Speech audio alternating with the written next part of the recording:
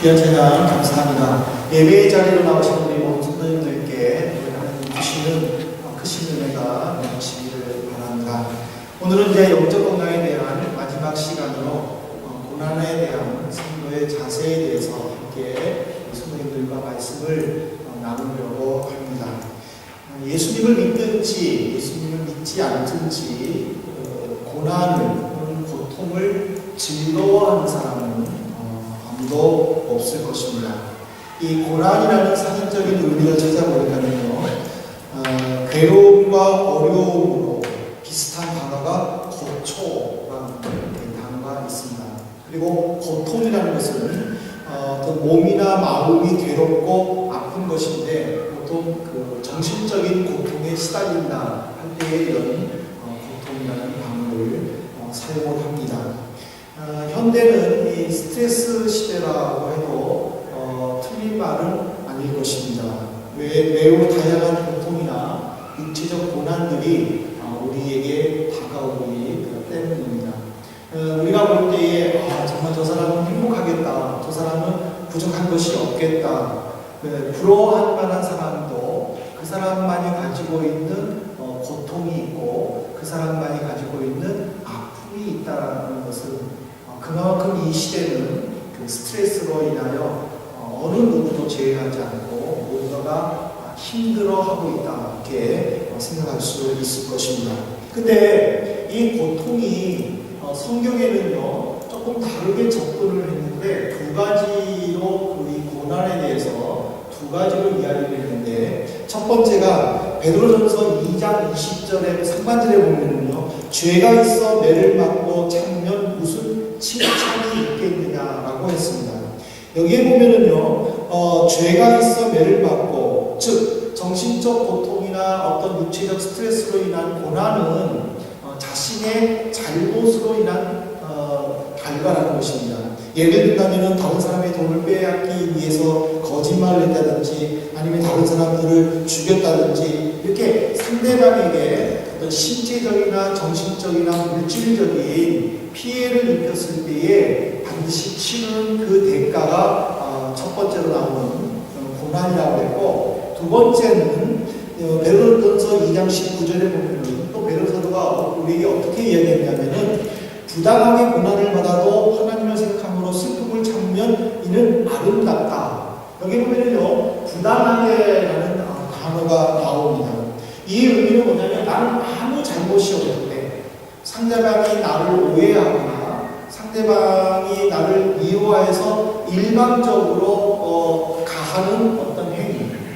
그러니까 결국에는 나는 그 상처를 받았을 때에 너무나도 힘들고 아픈 시간을 겪을 수밖에 없다는 사실입니다. 그런데도 불구하고 베드로는 우리에게 하나님을 생각함으로 그 고통과 고난을 참아라고 격려하고 있습니다. 이런 사례의 대표자는 예수님이라고 해도 틀린 말은 아닙니다.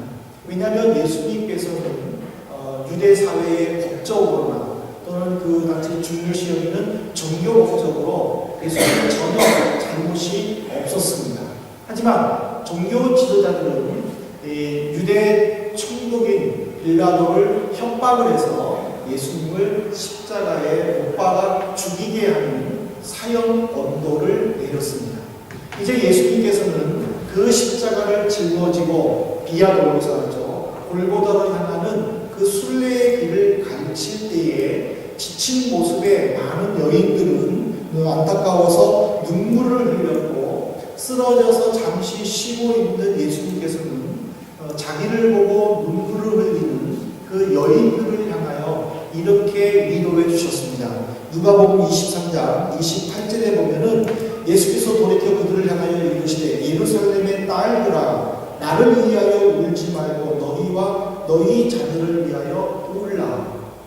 너희들이 내가 불쌍하다고 울지 말고 너희 자녀들을 생각하면서 눈물을 흘려라 하고 격려를 해주셨습니다. 뿐만 아니라 예수님을 십자가에 못 박는 그 군병들을 향하여서도 하나님께 이렇게 기도했지 않습니까? 하나님, 저들을 용서해 주십시오. 저들은 자기들이 하는 일이 무엇인지 모르고 합니다 하고 기도하시면서 십자가에서 죽으신 내용. 예수님은 전혀 잘못이 없었지만 부당하게 고난을 받았지만은 하나님을 생각하고 참는, 그래서 그 주님의 모습은 우리 성도가 이 세상에 살 때에 나타나는 어려움들, 고통들, 아픔들을 우리가 어떻게 대해야 될 것인가를 가르쳐 준 모습입니다. 근데 이와 비슷한 내용이 구약 성경에도 나오는데 바로 욥이라는 인물입니다. 우리가 같이 읽었던 이 욥은 욥기 1장 이하에 보면은 상상할 수 없는 고통을 받고 있는데, 먼저 욥을 어떻게 소개를 했냐면요, 욥기 1장 1절에 보십시오.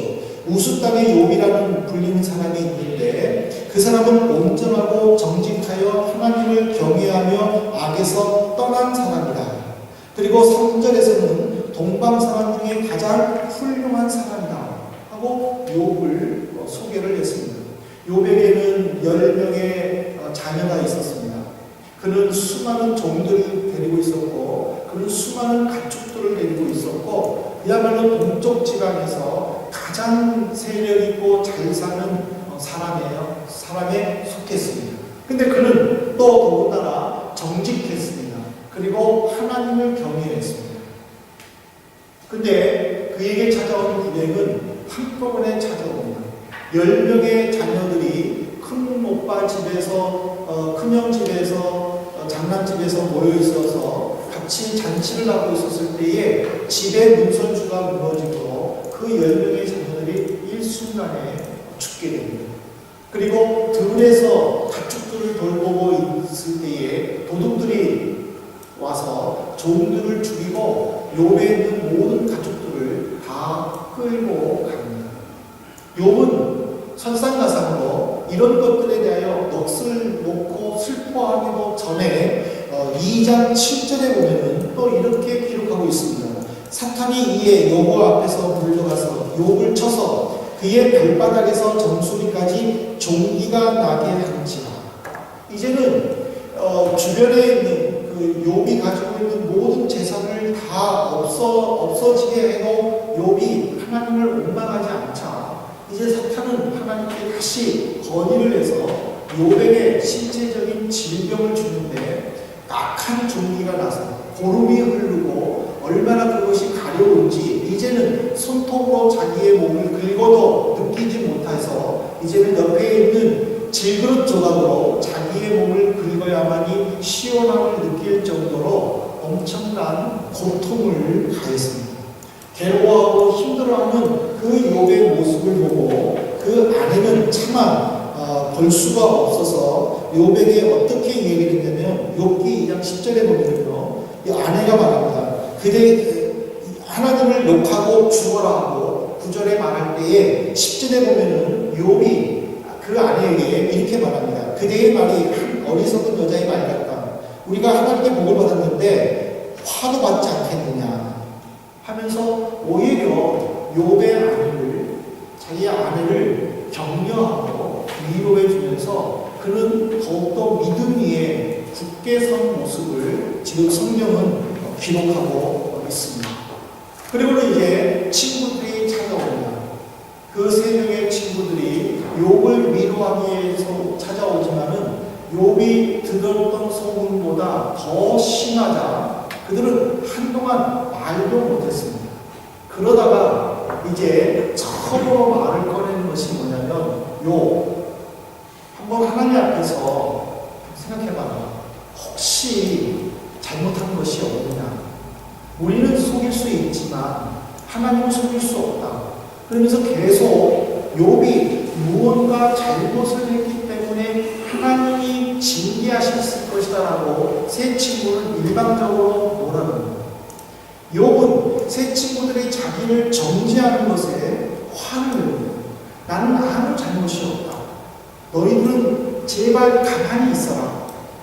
내가 하나님하고만 이야기하겠다 하면서 계속적으로 친구들의 말을 끊어버리고 자기는 하나님 앞에서 죄가 없다라고 자기의 무죄를 주장을 하게 됩니다. 이런 가운데서 오늘 본문에 은밀하게 욥이 자기의 신세를 한탄하는 내용이 나옵니다.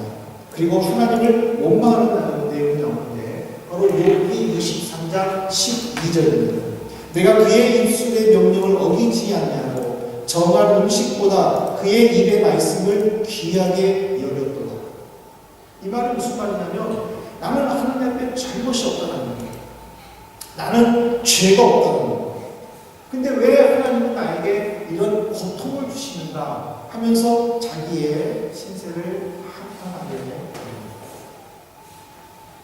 저는 또 성경에 나오는 한 분의 그 인물을 소개를 하려고 합니다. 그거는 사무엘하 16장에 나오는 사울의 손자여 요나단의 아들인 무비보셋입니다. 사울의 아들인 요나단과 그리고 사울의 사위가 된 다윗은 굉장히 친했습니다. 사울이 자기의 아들이 왕이 되지 못하고 다윗이 왕이 될 것을 알고 다윗을 죽이려고 했었을 때에도 그것을 막았던 사람은 요나단입니다. 심지어 아버지의 명령으로 다윗을 찾으러 다닐 때에도 숯불에서 우연히 요나단이 다윗을 만났었을 때에도 분명하게 다윗에게 격려를 해줍니다. 너는 내 아버지의 뒤를 이어 왕이 될 사람이야. 하나님은 너를 보호하신다 하면서 요나단은 다윗을 굉장히 사랑했고 또 베풀어 주었습니다. 이제 그는 다윗은 이제 드디어 왕이 되었습니다. 왕이 되고 난 다음에 제일 먼저 그는 요나단과 약속한 내용을 지키기 위해서 이제 사울에게 후손이 있는지를 알게 찾아보게 됩니다. 그러다가 이제 사울 왕 때의 사울의 종이 되었던 시바라는 사람을 찾게 됩니다. 그래서 그 시바를 통해서 요나단의 아들인 무비보셋을 발견을 합니다. 그것이 이제 사무엘 하에 나오는 내용입니다. 근데 이제 그 무비보셋은 이제 두 다리를 쓸 수 없는 이제 장애가 되어 있습니다. 그리고는 이제 다윗이 시바에게 명령을 합니다. 왕이 가지고 있던 사울 왕이 가지고 있던 모든 재산은 무비보셋에게 다 주어요. 그러니까는 사울의 종이 되었다가 이제 겨우 자유로운 신분이 되었던 시바는요, 정말 시바예요. 한국 욕 같지 않아요? 왜냐하면은 정말 아닌 밤중에 홍두깨기업으로 자기는 이제 겨우 자유로운 사람이 돼가지고 자기도 이제 종을 데리고 있었는데 무비보셋의 종이 되니까 자기가 가지고 있는 재산도 전부 다 누구 거 되면은 무비보셋의 것이 되는 거예요. 그러니까 이 시바는 너무 화가 나는 거예요.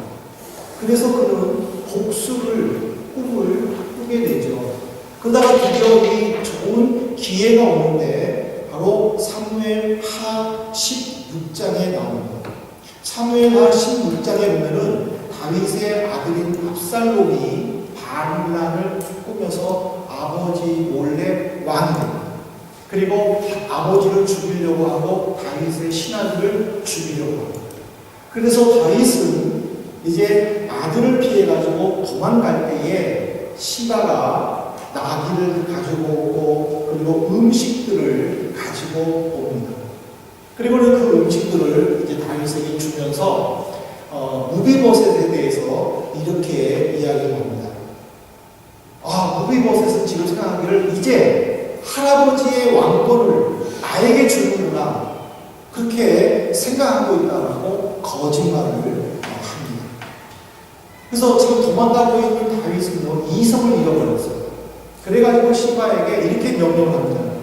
무비보셋이 가지고 있는 모든 재산은 다 내 것이다 하고 명령을 하고 지금 요단강을 건너서 도망을 갑니다. 하지만은요, 무비보셋은 어떠했는지 아십니까? 사무엘하 19장 24절의 말씀을 한번 여러분들이 찾아보십시오.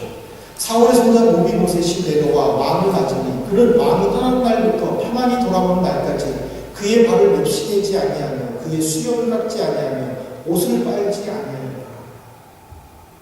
무비보셋은 도망가는 것을 같이 가고 싶었지만은 자기는 갈 수가 없었고 또 자기가 어떻게 할 수 없어가지고 수염도 깎지도 않고 옷을 갈아입지도 않고 그저 다윗만 걱정했다는 거예요. 그리고 이제 드디어 다윗의 군사들이 압살롬의 반란군을 죽이고 요단강을 건너서 예루살렘으로 다시 온다는 소식을 듣고 마중 나갔습니다. 무비보셋이. 다윗은 무비보셋에게 왜 그동안 너는 어떻게 지냈느냐 하고 물었을 때에 무비보셋은 자기의 상황들을 쭉 이야기를 했습니다. 그러나 다윗은 그 무비보셋의 말을 끝까지 듣지 아니하고 또 무슨 말을 했는지 아십니까?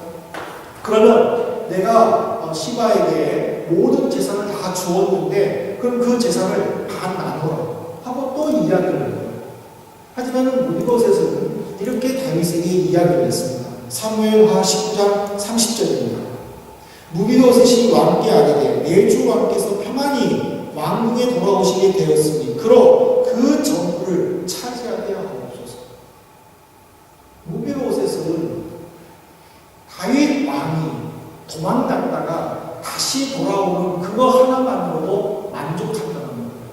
가지고 있는 재산을 반을 자기가 갖든지 전부를 시바가 갖든지 자기는 상관이 없다고 다윗을 향한 무한한 애정을 지금 보여주고 있는 내용입니다. 무비보셋에게도 얼마나 화가 나겠습니까? 자기가 다윗을 미워하지 않았습니다. 내가 이제 왕이 될 것이라는 말도 하지 않았습니다. 시바의 모함으로 거짓말로 말미암아 졸지에 있는 재산을 다 빼앗겼고 다윗에게 미움을 받았습니다. 그러나 그는 끝까지 그 모든 아픔들을 안고 갔다는 사실. 욥도 하나님을 경외했습니다. 잘못한 것이 하나도 없었습니다. 그러나 그는 10명의 사랑하는 자녀들을 전부 다 죽음을 보게 보았습니다. 자기가 가지고 있는 많은 재산들을 다 빼앗김을 당했습니다. 그러나 그는 하나님 앞에서 왜 나에게 이런 어려움을 주셨습니까? 원망한 건 했었지만은 그러나 그는 결코 하나님 앞에 죄를 범하지 않았다는 사실. 그러면 이제 이 말씀을 우리에게 적용해 보기를 원합니다. 우리는 어떻게 하면 되겠습니까? 내가 잘못하지 아니함으로 당하는 그 부당한 배우를 내가 어떻게 받아들여야만 하겠습니까? 욥이 처음에 하나님을 원망한 것처럼 우리도 원망하겠습니다.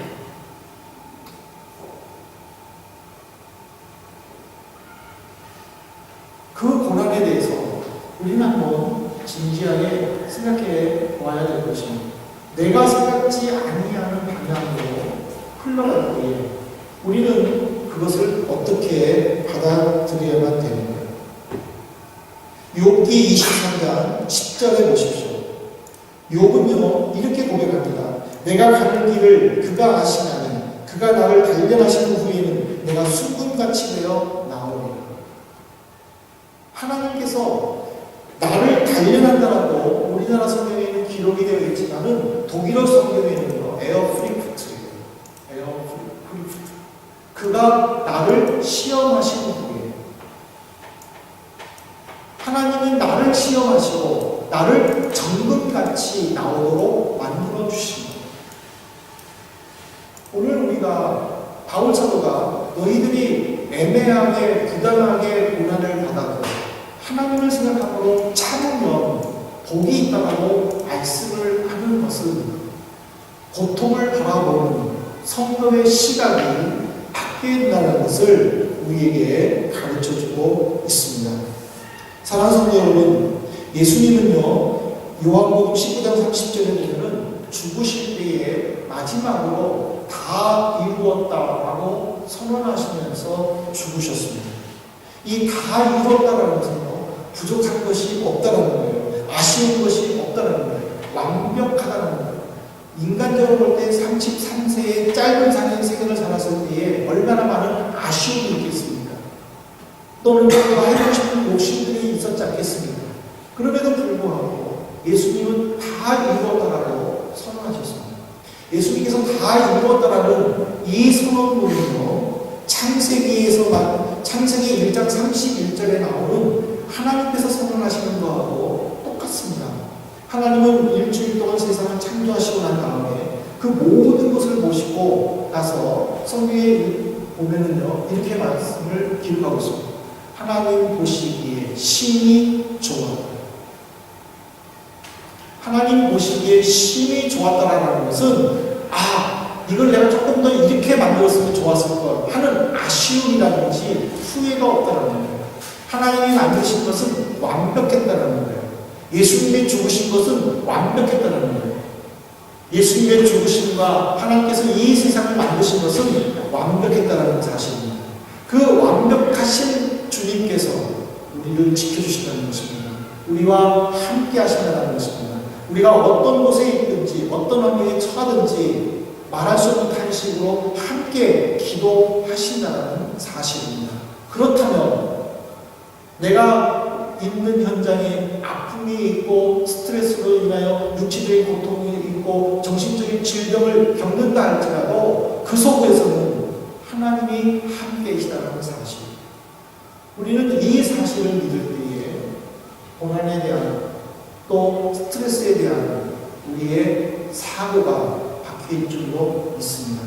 여러분들은 어떤 속에서 스트레스를 받습니까?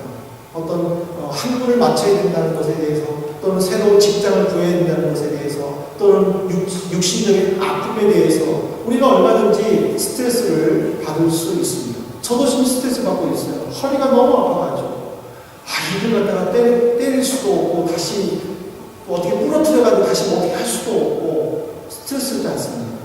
그러나 이 속에서 하나님이 나에게 원하시는 것이 무엇인가를, 그리고 하나님이 나와 함께 하시는 속에서 내가 어떻게 해야 될 것인가를 우리가 바로 깨달는다면 그 아픔과 그 고통과 그 스트레스는 우리를 변화시키는 줄로 믿습니다.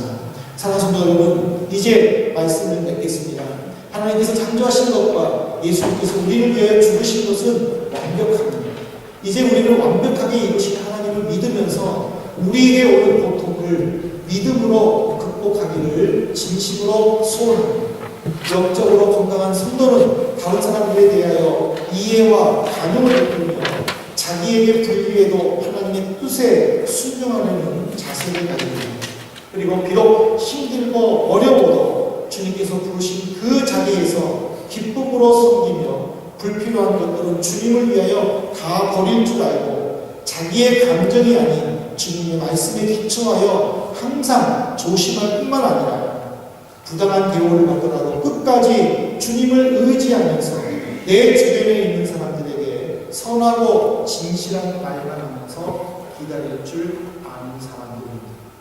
이들에게 하나님께서는 내 영혼이 잘된 같이 내가 범사에 잘되고 내 육체가 강건하기를 내가 기도한다는 요한삼서 2절의 말씀이 오늘 우리에게도 임할 줄로 믿습니다.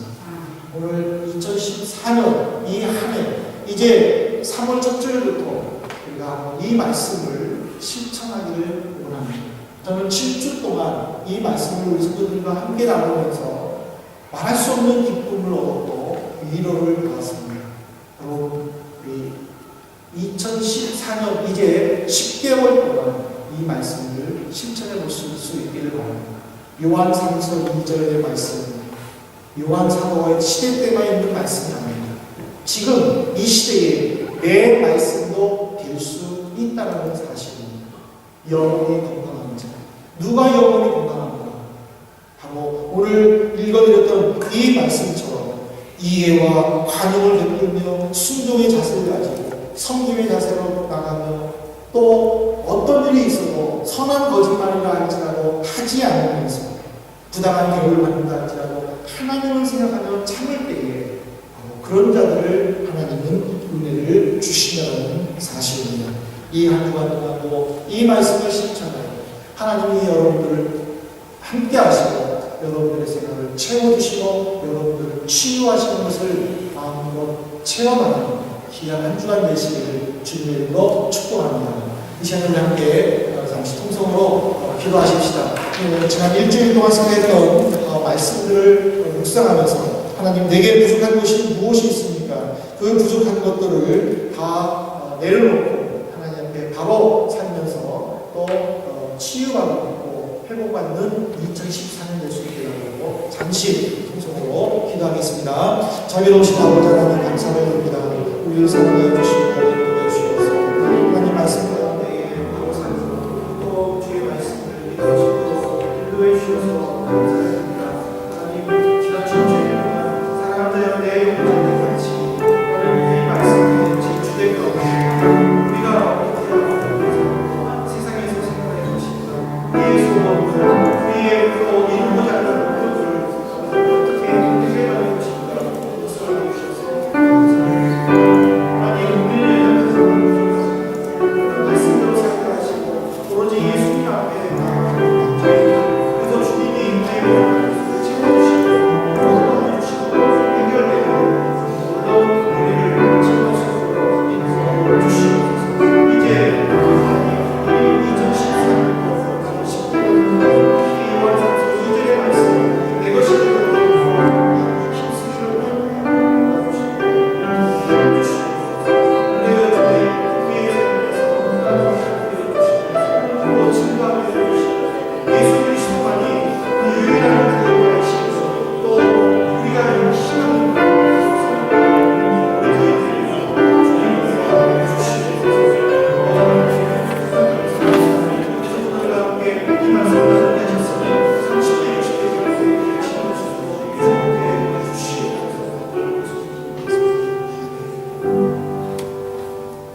하나님 아버지 감사합니다. 1월 첫째 주일 내 영혼이 잘된 같이 나는 영혼을 건강하게 하자는 제목으로 말씀을 시작하여 8주 동안 영혼이 건강한 어떤 상태에 있는지 또 건강하기 위하여 무엇을 해야 되는지 우리가 살펴보았습니다. 주님, 이 말씀들 하나하나들이 우리의 일생을 좌우하게 하시고 하나님 앞에 바로 서는 표준이 되게 인도하여 주시옵소서. 무엇보다 이제 요한삼서 2절의 말씀이 우리 성도들의 가정에 또 하는 모든 생각 위에 주님 함께하여 주시어서 30배, 60배, 100배의 열매로 주께 돌려드리는 저희들이 될 수 있도록 축복하여 주옵소서. 예수 그리스도 이름으로 기도드리옵나이다.